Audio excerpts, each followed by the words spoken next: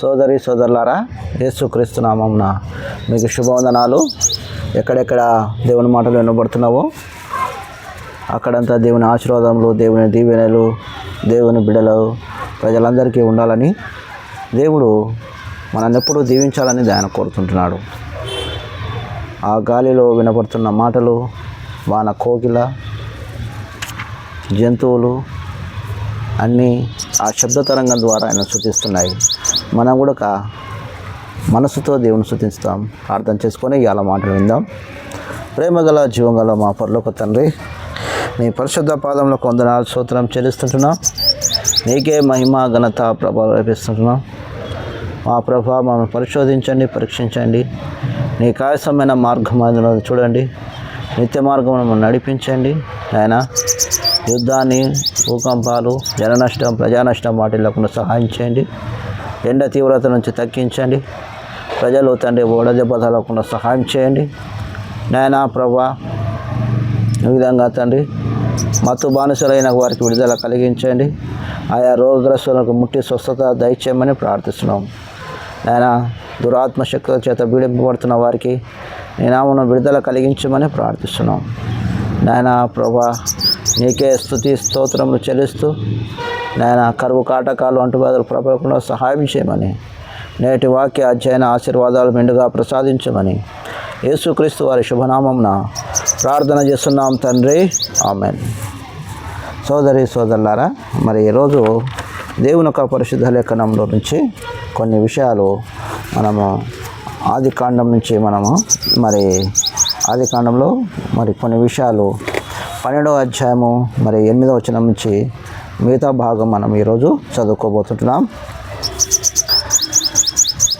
అక్కడి నుండి అతడు బయలుదేరి బేతేలుకు తూర్పునున్న కొండకు చేరి పడమటున్న బేతేలునకు తూర్పునున్న హాయికి మధ్య గుడారం వేసి అక్కడ యెహోవాకు ప్రార్థించెను. కాబట్టి యెహోవా నామమున ప్రార్థన చేసెను. అబ్రాము ఇంకా ప్రయాణం చేయుచు దక్షిణ దిక్కునకు వెళ్ళాను.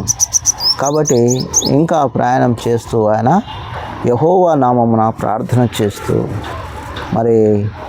ఆయన దేవునికి ఒక బలిపీఠం కట్టడము, అలాగనే దేవుని ఘనపరచడం, దేవుని స్తుతించడం అనేది చూస్తుంటున్నాం.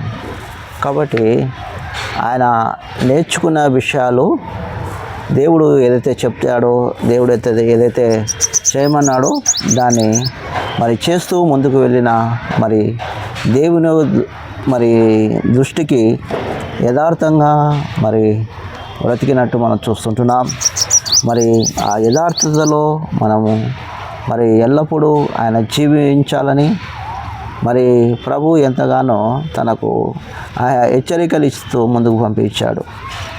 అలాగనే 10వ వచనంలో దేవుని యొక్క పరిశుద్ధ లేఖనంలో అప్పుడు ఆ దేశంలో కరువు వచ్చెను.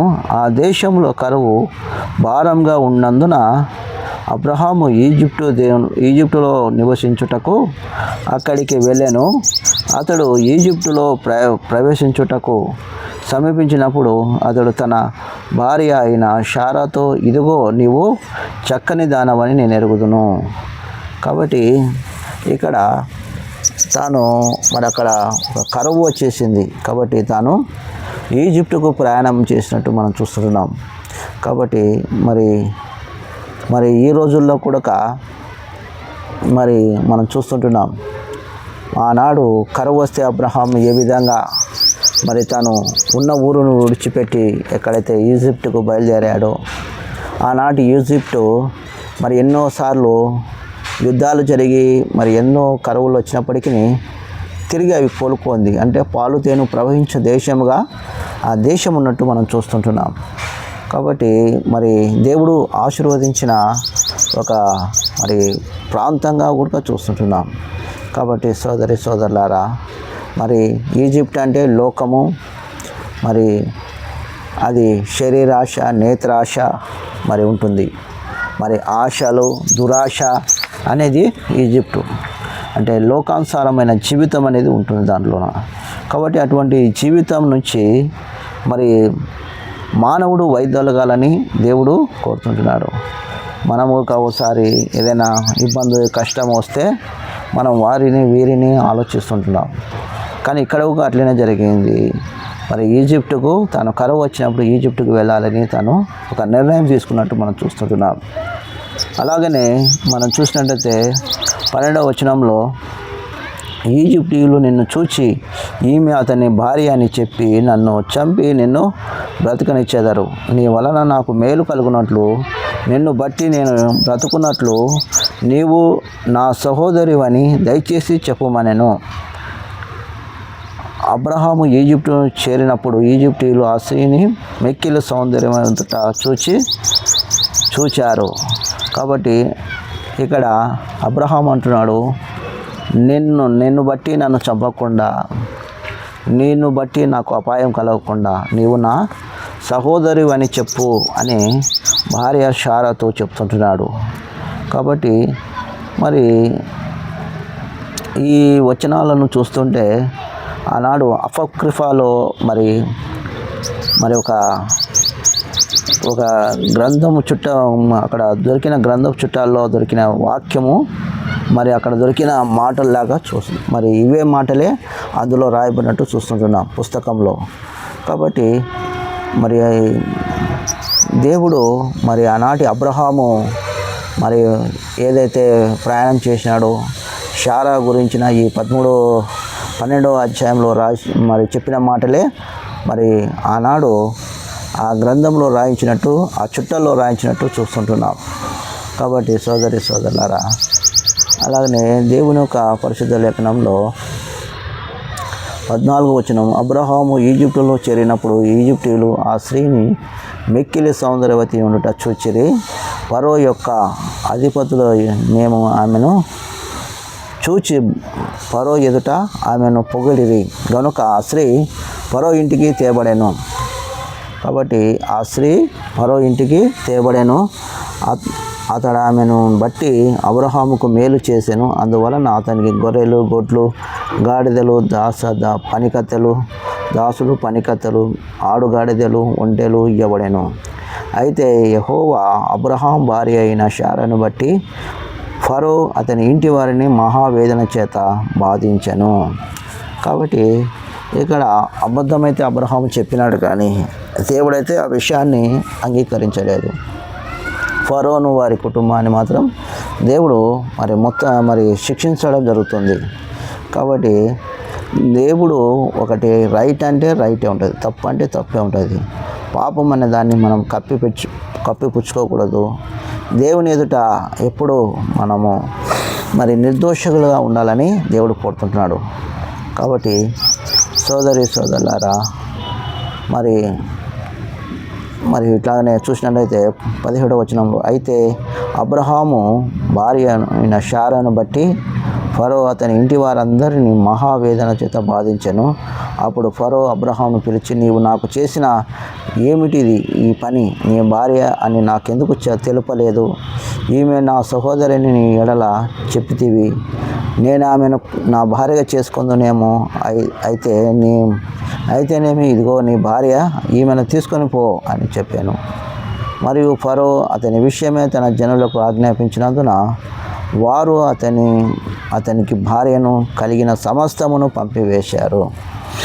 కాబట్టి మరి ఇక్కడ మరి ఫరోకు మరి దేవుడు ఎప్పుడైతే మరి అబ్రహాం భార్య విషయమై ఆ ఇంటిని బాధించాడో అప్పుడు ఫరో తన ప్రయత్నాలన్నింటినీ మానుకున్నట్టు చూస్తుంటున్నాం.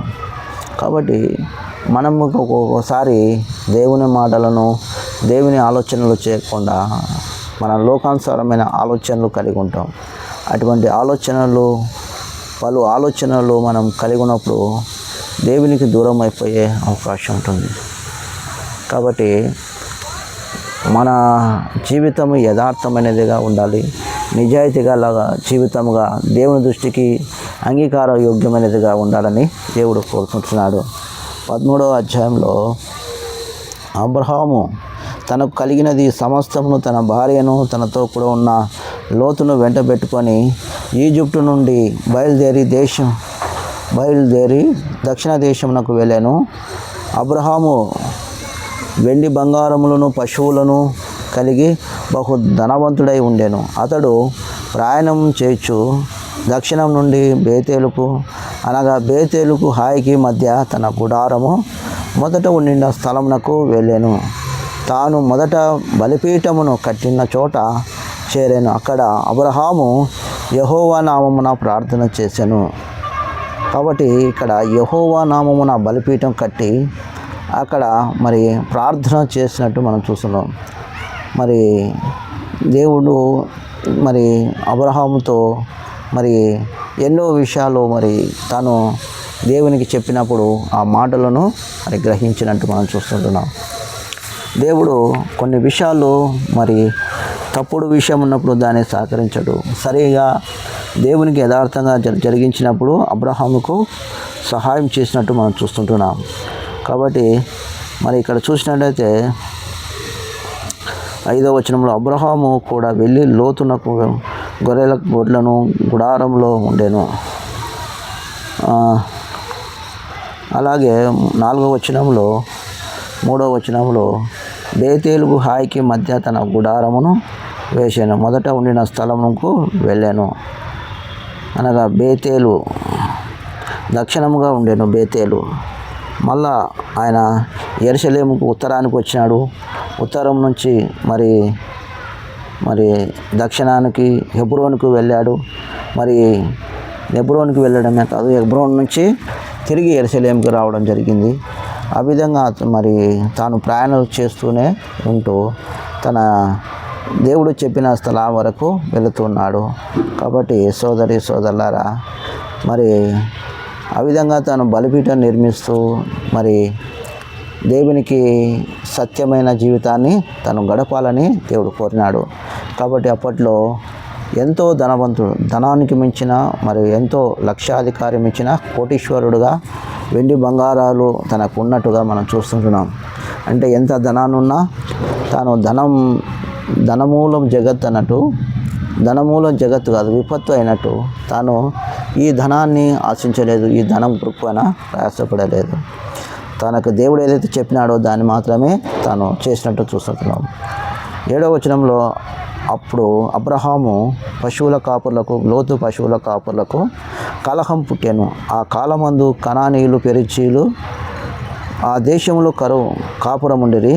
కాబట్టి అబ్రహాము బంధువులు కనుక నాకు నీకును నా పశువుల కాపుర్లకు నీ పశువుల కాపుర్లకు కలహం ఉండకూడదు.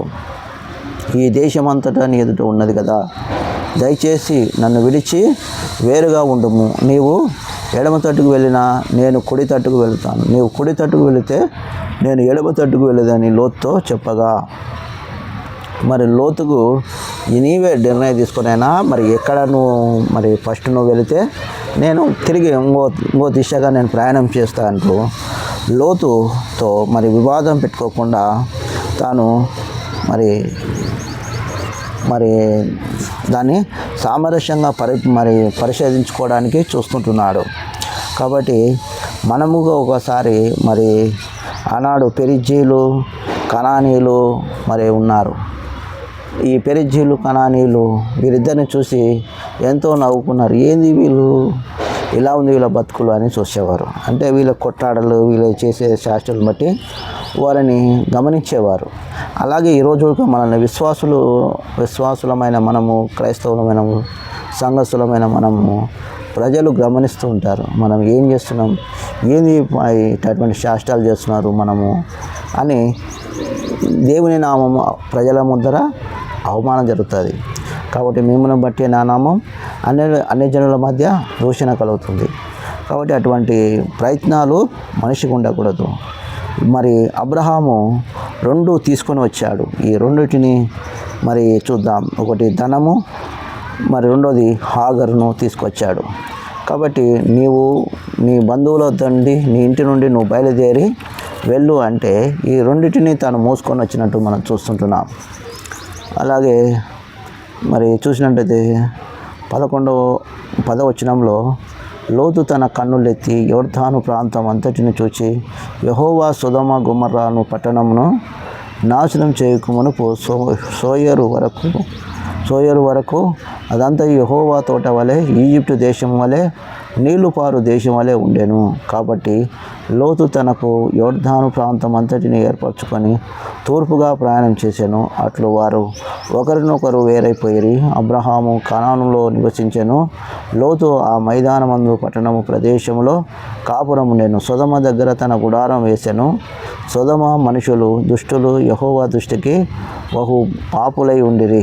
లోతు అబ్రహామును విడిచి పోయిన తర్వాత, యెహోవా ఇదిగో నీ కన్నులెత్తి నీవు ఉన్న చోటు నుండి నీవు ఉత్తరము తట్టును, దక్షిణం తట్టును, తూర్పు తట్టును, పడమ తట్టును చూడుము.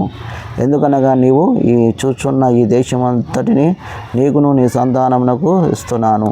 నీ సంతానమును భూమి మీద రేణువులే విస్తరింపచేసేదను. ఎట్లనగా ఒకడు భూమి మీద ఉండు రేణువులు లెక్కింపగలిగిన ఎడల నీ సంతానము లెక్కింపవచ్చును. నీవు లేచి ఈ దేశమును, అంటే ఈ నీ సంతానము అంత గొప్పదిగా చేస్తాను అని చెప్పినాడు. కాబట్టి ఈ మాటలను చూస్తే మరి అపొక్రిఫాలో ఉన్న మాటలే, మరి ఆ గ్రంథపు చుట్టాల్లో ఉన్న మాటలే మరి ఇక్కడ రాసినట్టు మనము చూస్తుంటున్నాం. కాబట్టి దేవుడు మరి ఆ అబ్రహాము పేరు మరి తెలియని వాళ్ళంటూ ఈ రోజుల్లో ఎవరూ లేరు. ఆనాడు నాటి నుంచి నేటి వరకు కూడా అబ్రహాము పేరు చిరపరిచితమే. మరి నాగరికులకు, మరి అనాగరికులకు, అంటే మరి విద్య లేని వారికి కూడా దేవుడు తన మరి అబ్రహాం గురించి నాటి ప్రజలకు అందరికీ తెలుసు అన్నమాట. కాబట్టి ఈ 18-19 వచనాల్లో నీవు లేచి దేశం యొక్క పొడుగును వెడల్పును దానిలో సంచరించి అది నీకు ఇచ్చేదని అబ్రహాముతో చెప్పాను. అబ్రాము తన గుడారము తీసి హెబ్రోనులు మమ్రే దగ్గర ఉన్న సింధూర వృక్షములో దిగి అక్కడ యెహోవాకు బలిపీఠమును కట్టించినాడు. కాబట్టి సింధూర వృక్షము దగ్గర దిగి అక్కడ యెహోవాకు బలిపీఠం కట్టించినట్టు చూస్తుంటున్నాం. కాబట్టి మరి తన జీవితము మరి దేవుడు చివరి వరకు అబ్రహాము మరి అక్కడనే జీవించి అక్కడనే మరి అక్కడనే నివసించాడు, అక్కడనే మరి మృతి చెందినట్టు చూస్తుంటున్నాం. కాబట్టి మరి దేవుడు తన జీవితంలో ఏదైతే నిర్ణయించాడో దాన్ని దేవుడు మరి తను పొందుకునేంత వరకు దేవుడు తనను నడిపించినట్టు చూస్తుంటున్నాం. కాబట్టి తాను ఒక బలిపీఠ నిర్మాతగా చూస్తుంటున్నాం. కాబట్టి మరి ఎక్కడ బలిపీఠం కట్టాలా, ఎక్కడ దేవునికి బలి అర్పించాలా అనేది మరి దేవుడు తనకు బయలుపరిచి తనతో మరి ఆ విధంగా దేవుడు తన కార్యాన్ని చేస్తూ వచ్చాడు. కాబట్టి హృదయ శుద్ధి గలవారు ధన్యులు, వారు దేవుని చూచెదరన్నారు. కాబట్టి నా హృదయం పవిత్రమైతే ఆయనను పరలోకంలో ఒకరోజు మనం కలుసుకుంటాం. ఈ దేశ ప్రజలు, గ్రామీణ ప్రజలు, విదేశీలో ఉన్న ప్రజలు అందరూ ఒకరోజు పరలోకంలో దేవుని కలుసుకుంటారు. తమ పాపాలు యేసు ప్రభునంతా ఒప్పుకుంటే, యేసుక్రీస్తు రక్తంలో మన పాపాలు కడగబడితే నిత్య రాజ్యంలో ఆ సిలువలో దొంగ చూసినట్టు మనముగా ఆయన చూస్తాం. కాబట్టి ఆ విధంగా దేవుడు మన కుటుంబాలను ఆశీర్వదించును గాక. మన పరమ తండ్రి యొక్క ప్రేమ, పరిశుద్ధాత్మ యొక్క అన్యోన్య సహవాసం ఇప్పుడు ఎల్లప్పుడూ సదాకాలము తోడేను గాక.